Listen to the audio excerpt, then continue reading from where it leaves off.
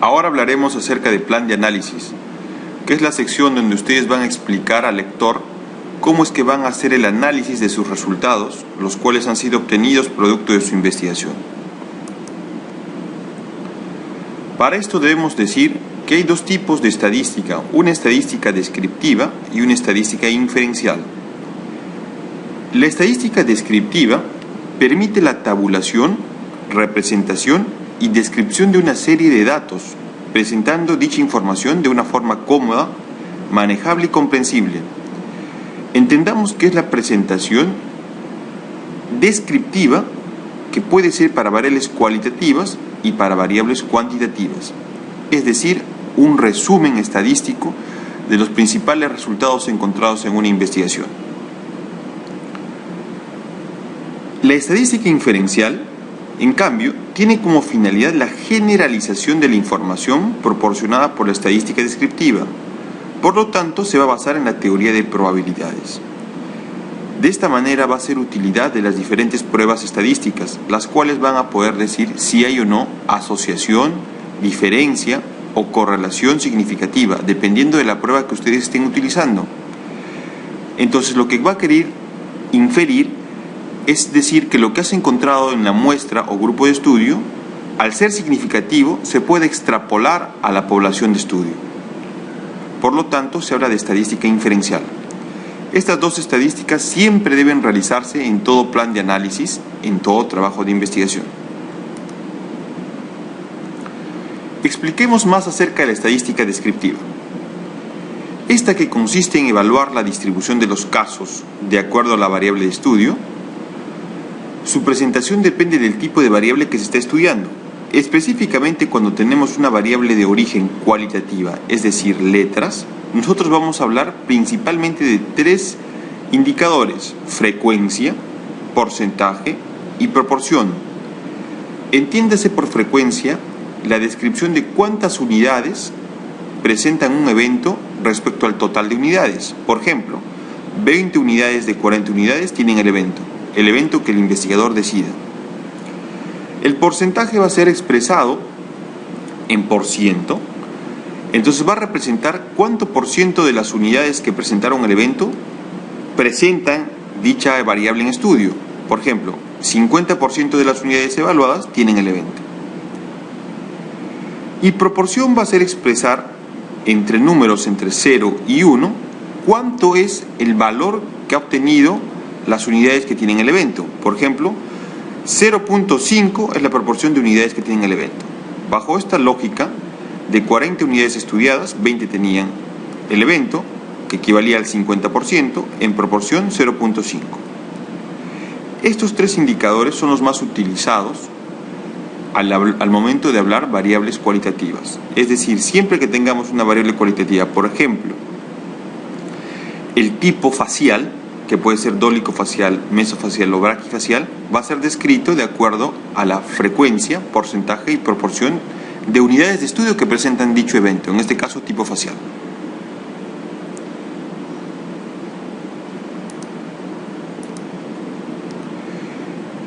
En las variables de origen cuantitativa, es decir, básicamente números, la forma de evaluación va a ser distinta.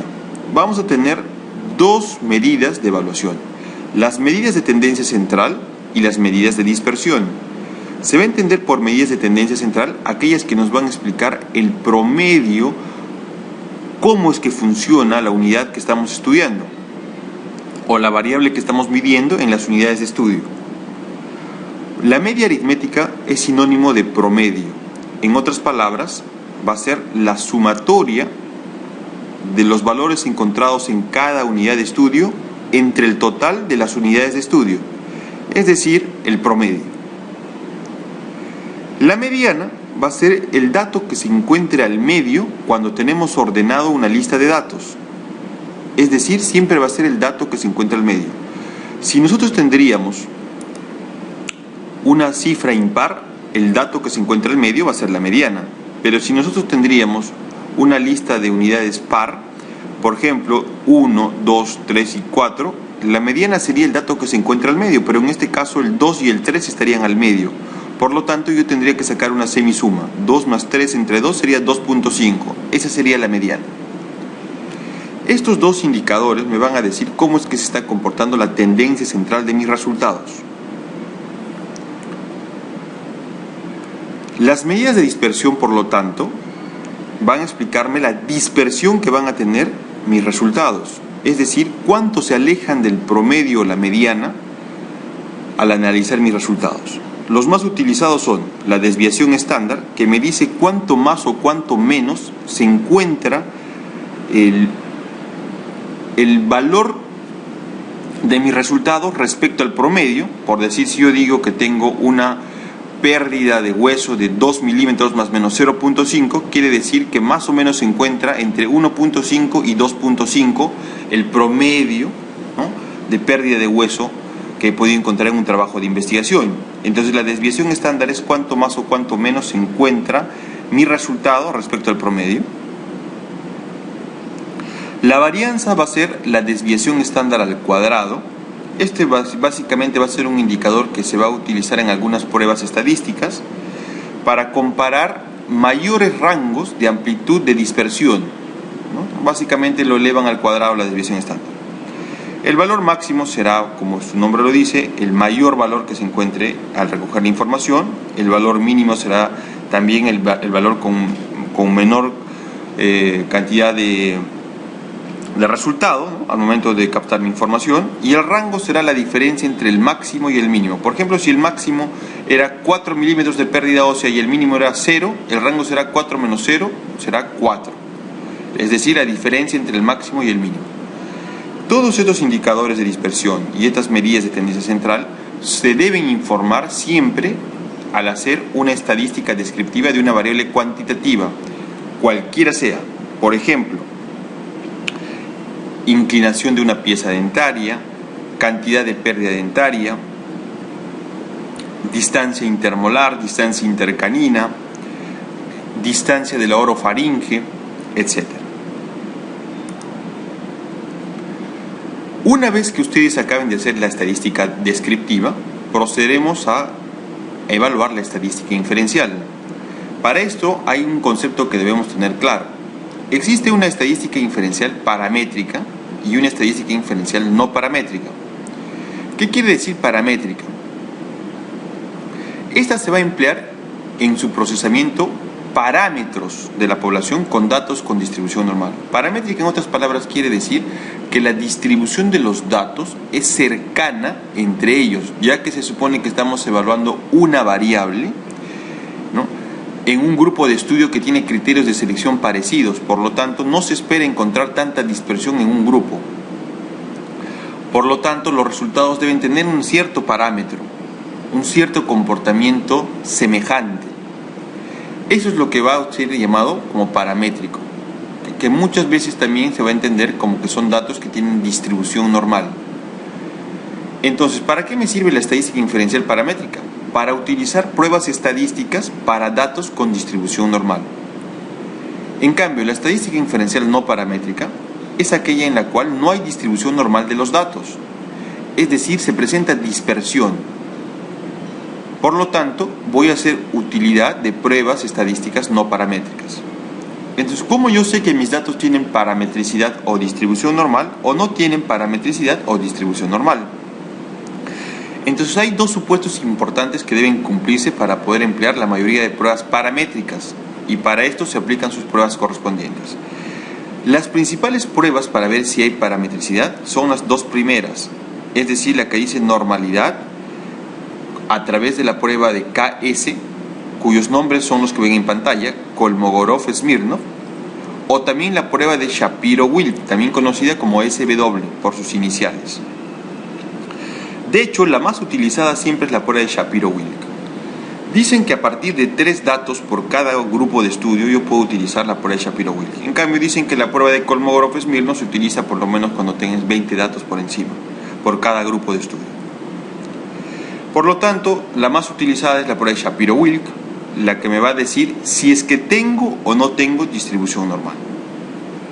Si es que tengo distribución normal, y yo quiera aplicar una prueba paramétrica, voy a pasar a la segunda evaluación, que es la igualdad de varianzas, que la voy a evaluar a través de la prueba de Leven. Esta prueba me va a decir si hay o no igualdad de varianzas. Y si es que cumplo esta igualdad de varianzas, recién voy a decir que mis datos son paramétricos. De hecho, la prueba más utilizada es la de Shapiro-Wilk, y la prueba de Leven solo se va a utilizar cuando se va a hacer comparaciones, básicamente para utilizar la prueba T-de-Student. Para el resto de pruebas paramétricas bastará con utilizar solo Shapiro-Wilk.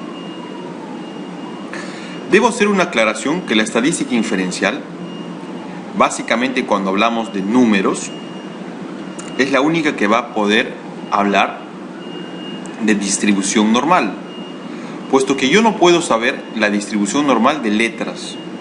Es decir, para variables cualitativas se va a asumir que no hay distribución normal o que son datos no paramétricos. En cambio, al único que voy a evaluar si cumplen parametricidad son a los datos cuantitativos, porque se espera mayor dispersión de los resultados, no solo algunas categorías como serían los valores de mi variable cualitativa, sino un rango amplio de categorías. De hecho, los números pueden ser hasta el infinito, ¿no? Dependiendo de lo que vayan a encontrar en un grupo de estudio. Entonces, el segundo paso, después de pasar la estadística descriptiva, era hablar de la estadística inferencial, en la cual yo tenía que saber si mis datos tienen o no distribución normal, para lo cual aplico la prueba principalmente Shapiro-Wilk. Y solo en el caso que quiera comparar dos grupos a través de la prueba de T-de-Student, voy a utilizar la prueba de igualdad de varianzas de Levin. Y en el caso de tener variables cualitativas, no voy a aplicar ninguna de las pruebas porque voy a asumir que es una estadística inferencial no paramétrica. Entonces, de habernos salido a través de la prueba de Shapiro-Wilk que sí hay distribución normal, recuerden que todo eso ahora se hace en los software tipo SPSS, tipo Stata. Entonces, de habernos salido que hay distribución normal, yo tengo las siguientes pruebas estadísticas para poder emplearlas cuando tengo datos con distribución normal o paramétricos. Específicamente cuando yo tenga dos grupos, yo tengo estas posibilidades. Tengo la prueba Z, si la suma de mis dos grupos es mayor o igual a 30 datos. Tengo la prueba T-de-Student para muestras relacionadas o T-de-Student para muestras independientes. Si la suma de mis dos grupos es menor a 30 datos, se va a entender por muestras relacionadas cuando se trate de un sujeto evaluado en dos momentos, es decir, antes y después, y por muestras independientes a dos sujetos distintos, ¿no? Diferentes, los cuales no puedan llamarse gemelos, por lo tanto se comparan como grupos independientes. Ambas pruebas se van a utilizar cuando tenga menos de 30 datos por grupo. Tenemos la prueba de comparaciones múltiples de Scheffé y la prueba de comparaciones múltiples de Tukey, que van a ser utilizados también para comparar dos grupos. Acá no precisa acerca de la cantidad de datos por grupo. Entonces yo tengo estas alternativas para escoger. Entonces dependerá, ¿no? Si yo, digamos, tengo dos grupos de 15 unidades de estudio cada uno, yo podría utilizar la prueba T-de-Student para muestras relacionadas o independientes. ¿De qué dependerá que escoja uno? Si en los sujetos que estoy evaluando yo estoy utilizando el valor antes y después, o si simplemente estoy captando datos de distintas personas. Si son, por ejemplo, yo quisiera evaluar la inclinación del incisivo inferior, ¿no?, respecto al plano mandibular para ver el ángulo IMPA, por ejemplo, yo podría utilizar un grupo de personas que tengan incisivos vestibularizados y otro grupo que tenga incisivos palatinizados, y yo quisiera conocer el valor en sí. Entonces son grupos distintos de personas, por lo tanto yo utilizaría la prueba T-de-Student para muestras independientes. Pero si yo quisiera comparar, por ejemplo, los cambios en el incisivo antes y después de un tratamiento de ortodoncia, al tratarse de una misma persona, los cambios que yo voy a comparar son antes y después de un tratamiento de ortodoncia, es decir, es una misma persona, por lo tanto utilizaría la prueba T-de-Student para muestras relacionadas. Siempre y cuando tenga 15 datos o en realidad menos de 30 datos por grupo. También podría utilizar estas pruebas de comparaciones múltiples, pero esta se va a guardar específicamente cuando tenga por ejemplo, 6 grupos y yo quiera comparar de dos grupos cada vez, es decir, el 1 con el 2, el 1 con el 3, el 1 con el 4, el 1 con el 5, el 1 con el 6, y así sucesivamente haría todas las comparaciones. Entonces básicamente estas pruebas se van a guardar para hacer comparaciones de 2 grupos, como dice su nombre acá en la diapositiva, pero que en realidad va a ser comparaciones de a 2, es decir, que podríamos tener más grupos. En cambio, estas 2 solo exige que tengas 2 grupos, ¿no? De hecho, normalmente a veces tenemos más de 2 grupos, pero queremos hacer comparaciones de cada 2, entonces vamos a poder utilizar cualquiera de estas 2 pruebas. En realidad es indistinto que utilicen cualquiera de estas 2 pruebas, me van a dar lo que es comparaciones múltiples. Lo importante es que todas estas pruebas tienen que ser aplicadas en datos con distribución normal o datos paramétricos. Si es que no me hubiera salido, según la prueba de Shapiro-Wilk, que hay normalidad, yo tendría que utilizar alguna prueba no paramétrica, ¿no? Básicamente lo que utilizaría son estas 2 pruebas que vemos en las diapositivas, que también sirven para comparar 2 grupos. La diferencia de las pruebas no paramétricas es que no van a comparar medias, sino lo que van a comparar es medianas.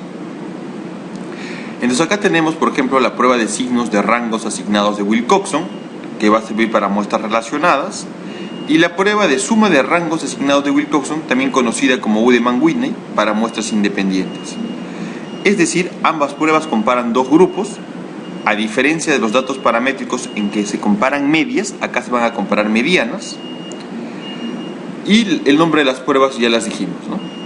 Entonces dependerá simplemente de la condición en quien yo esté evaluando, si es pareado o es independiente, ¿no? Entiéndase por pareado o relacionado, si es antes o después, independientes, personas o individuos o unidades de estudio distintas. Ahora, tenemos la posibilidad de que se puedan comparar simultáneamente 3 o más grupos en datos que tienen distribución normal o paramétricos. Igual que todos los datos paramétricos que ven números, comparan medias, y la prueba que tenemos para comparar 3 o más grupos es la prueba de ANOVA, de un factor, la cual me va a indicar que hay diferencia significativa o no la hay entre los 3 grupos de comparación. Y tenemos la estadística inferencial no paramétrica, en el caso que no haya distribución normal, que sirve para comparar también 3 o más grupos, en este caso por ser no paramétrico va a comparar medianas, y las pruebas que tenemos son la prueba de Friedman y la prueba de H de Kruskal-Wallis, diferenciando que esta primera va a ser utilizada en muestras relacionadas y la segunda en muestras independientes, bajo el mismo concepto que relacionadas son antes y después e independientes son grupos totalmente distintos. Veamos este ejemplo. Si yo quisiera hacer una investigación donde tenga 2 grupos de estudio, el grupo 1 y el grupo 2, y los cuales vayan a ser evaluados en 3 tiempos, el tiempo 1, el tiempo 2 y el tiempo 3, en cada grupo de estudio. Todas las comparaciones en verde, es decir, el grupo 1 voy a comparar en el tiempo 1 y el tiempo 2, luego el tiempo 2 y el tiempo 3, y luego el tiempo 1 con el tiempo 3, al ser del mismo grupo voy a utilizar pruebas que utilicen muestras relacionadas. Por ejemplo, poder utilizar t-de-Student para muestras relacionadas, si es que hay distribución normal. Y si quiero comparar los 3 a la vez, ANOVA. En cambio, si yo quiero comparar el grupo 1 con el grupo 2, por ser grupos distintos, voy a utilizar las pruebas independientes. En este caso, para las 2 primeras, t-de-Student para muestras independientes si hay normalidad, o la prueba de Udemann-Whitney si es que no hay normalidad. Entonces va a depender si yo tengo grupos relacionados o tengo grupos independientes para hacer mis comparaciones y determinar qué prueba estadística en sí voy a utilizar. Recordemos que es importante saber si hay normalidad o no la hay.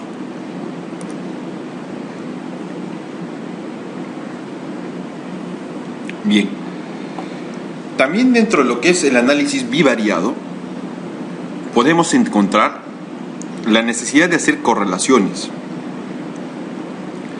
Se va a entender por correlaciones a evaluar el comportamiento de una variable respecto al comportamiento de los resultados de otra variable.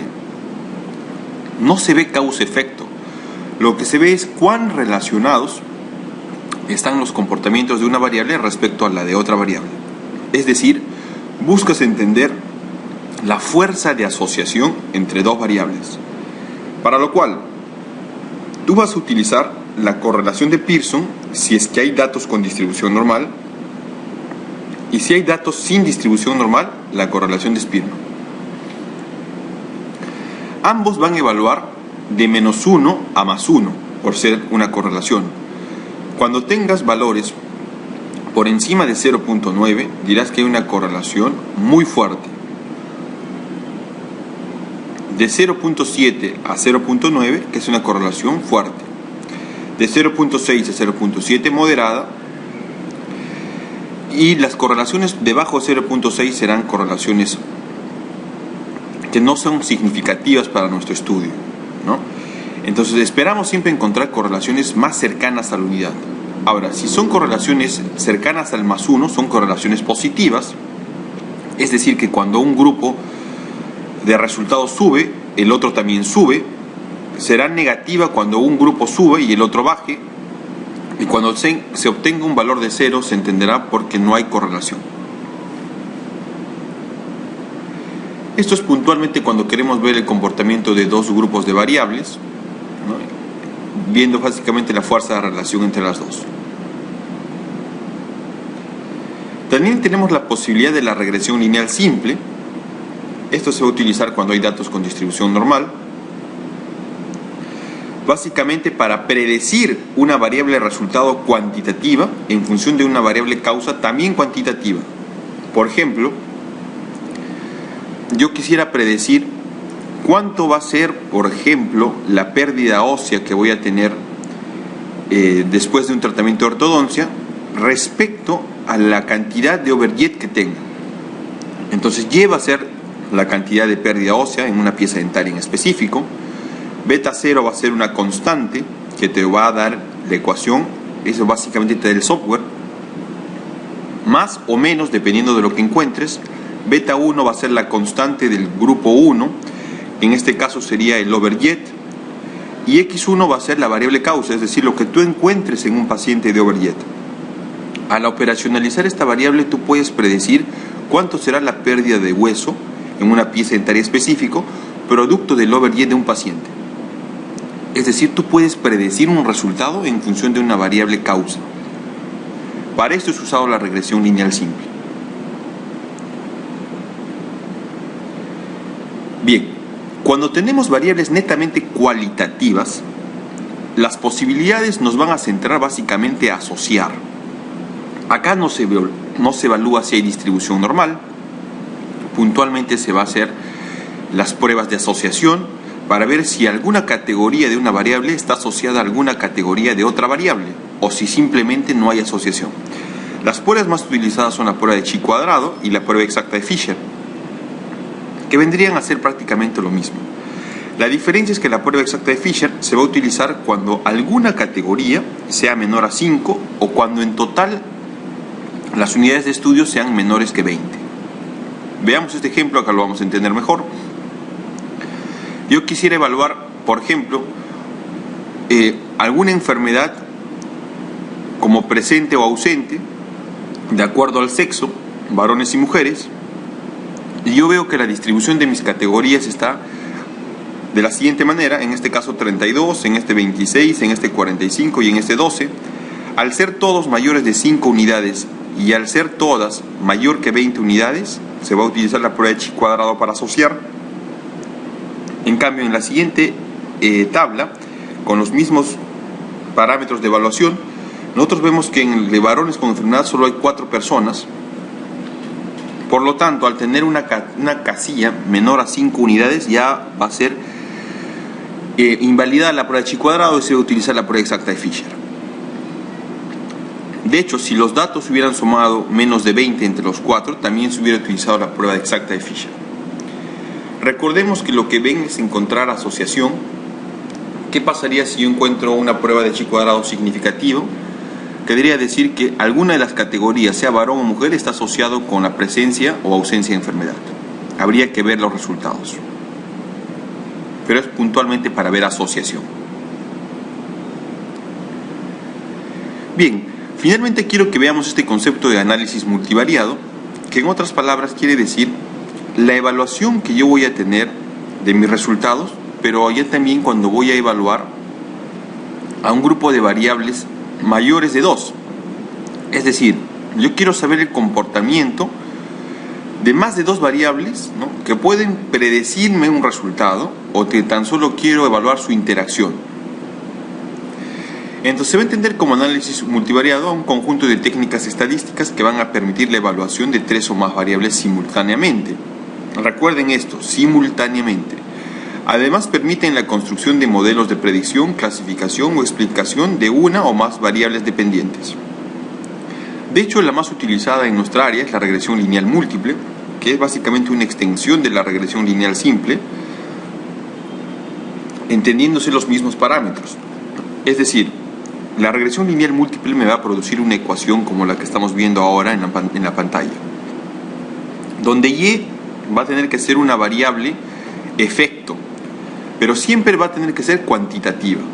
O sea, yo no puedo predecir una variable cualitativa, solo cuantitativa. Beta 0 va a ser la constante que me va a dar la fórmula, más o menos dependiendo de lo que me salga la ecuación. Beta 1 va a ser la constante o el coeficiente de la variable x1, que va a ser la primera variable predictora. Más o menos beta 2, que es la constante o coeficiente de la variable x2, y x2 va a ser la segunda variable predictora, y así sucesivamente hasta que pueda incluir todas las variables que yo considere necesario. Recordando que las variables predictora o causa pueden ser cuantitativas o cualitativas. Veamos este ejemplo. Si yo quisiera predecir el ancho de los caninos y premolares permanentes, ese va a ser mi resultado. Al ser una sumatoria, es una variable cuantitativa. Por lo tanto, yo sí la puedo utilizar como variable resultado o efecto. Entonces yo podría generar una ecuación como esta. 3,763 vendría a ser la constante que me dio la fórmula, más 0.37 vendría a ser la constante de la variable x0, que en este caso x0 podría ser la primera variable causa predictora, que en este caso es, por ejemplo, la suma de incisivos centrales permanentes superiores e inferiores y primeros molares superiores, más 1.057, que es la constante de mi variable x1, por x1. X1 es 0 si es el maxilar inferior y 1 si es maxilar superior, más 0.366, que es la constante de la variable x2, por x2, que sería 0 si es mujeres y 1 si es hombre. Entonces, mira, lo que estoy haciendo yo es predecir el ancho de caninos y premolares permanentes en función de esta ecuación. Y esta ecuación me exige que yo resuelva la sumatoria de algunas constantes que van a ser multiplicados por algunos valores que van a tener que ser reemplazados de acuerdo a lo que obtengas tú en tus pacientes. Por ejemplo, x0 va a ser la suma de incisivos centrales permanentes, superiores e inferiores más molares superiores, x1 va a ser el arcada y x2 va a ser el sexo. Al tú resolver esta ecuación, lo que vas a hacer es predecir cuánto va a ser esa sumatoria de caninos y premolares permanentes. En otras palabras yo puedo obtener el resultado de mi variable a estudiar en función de varias variables causa. De hecho, esto es bastante utilizado en análisis netamente cuantitativos. Bien, más luces al respecto vamos a dar cuando hagamos la clase práctica de todo lo que es el análisis, en realidad del plan de análisis. Les he comentado las principales pruebas que se utilizan en lo que es nuestra área. Sin embargo, debemos recordar que hay muchas más pruebas estadísticas, pero de repente que no son tan utilizadas como las que les he explicado. Bien, cualquier pregunta la resolveremos en clase.